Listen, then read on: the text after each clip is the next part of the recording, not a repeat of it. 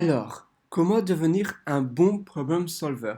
Vous savez, les personnes qui essayent de résoudre des problèmes, etc., pour tous, oui, pour tous les problèmes rencontrés, ils essayent de trouver une solution. Et c'est vrai que ça peut paraître assez difficile de réalité de trouver une solution. Parce que, bon, voilà, être un problem solver, essayer de l'être, c'est bien, mais en être un bon, c'est encore, c'est voilà, c'est assez difficile. Et voilà, je voulais vous faire une petite vidéo.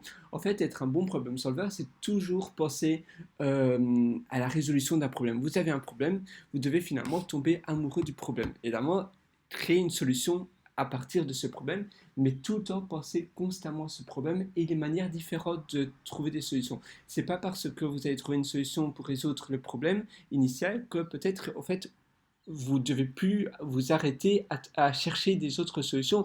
En réalité, peut-être qu'il y a d'autres solutions qui sont meilleures ou des solutions qui sont plus simples, des solutions qui sont encore plus adaptées aux problèmes donnés.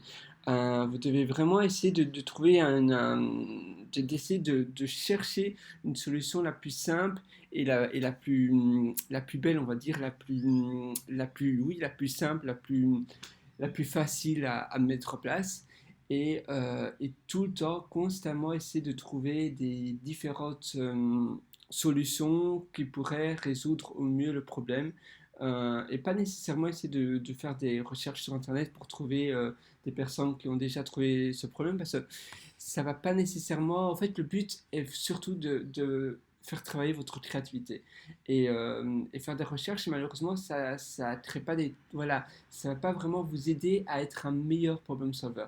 Vous allez simplement faire des recherches, vous allez peut-être être quelqu'un qui fait des bonnes recherches, mais ça va pas spécialement être, vous n'allez pas développer votre sixième sauce à créer des bonnes solutions aux problèmes.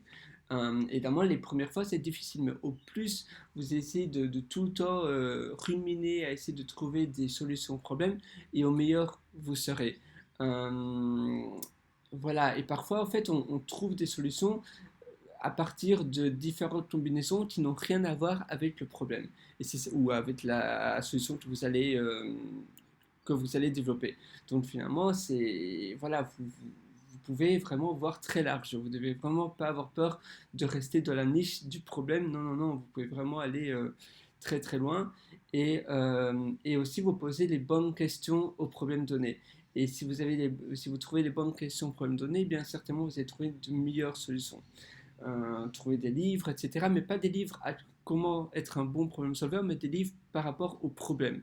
Donc vous ne devez pas essayer de trouver la même chose sur Internet. Si jamais vous faites des recherches, il ne faut pas essayer de trouver des recherches à comment résoudre le problème, mais plutôt des livres ou faire des recherches sur le problème en question et pas sur comment trouver une solution à non. Parce que sinon, voilà, vous allez trouver une solution voilà, la majorité ont déjà trouvé et la majorité est par définition plus ou moins médiocre. Et la solution que vous avez trouvée finalement elle va être un copycat de d'autres solutions. Et vous voulez vraiment trouver votre propre solution. Donc vraiment, essayez de ne pas faire des recherches ou pas vous questionner sur comment résoudre A ou B ou C, mais plutôt sur la niche, sur le problème, sur le domaine donné. Voilà, essayez vraiment de le faire. Et c'était simplement une petite vidéo pour, voilà, pour simplement vous dire ça. Et essayez vraiment de faire ça. Et sur ce, je vous souhaite une excellente journée.